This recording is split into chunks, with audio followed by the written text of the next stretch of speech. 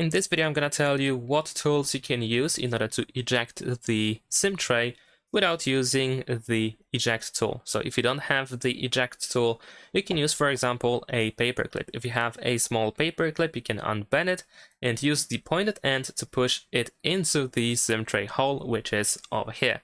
So let's pretend that this is a paperclip. So as long as it is thin enough so that it fits this hole, you can just insert it and then push it down with a little bit of force.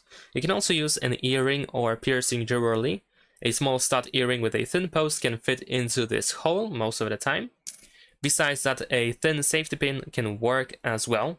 You can press it into the eject hole. If you have a mechanical pencil, then if the lead is retracted, the metal tip of a mechanical pencil may work. And you can also use a toothpick. However, the toothpick must be a sturdy one, so preferably a plastic toothpick can help you eject the SIM tray. So essentially, once you have your tool, just insert it into this thin hole over here. Anything that is sturdy enough and doesn't break easily when using a little bit of force, you can insert it into this hole and then use a little bit of force in order to push it down. You don't have to use that much force, just a little bit.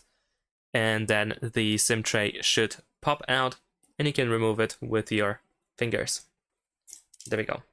And that's pretty much it. Thanks for watching, leave a like and subscribe.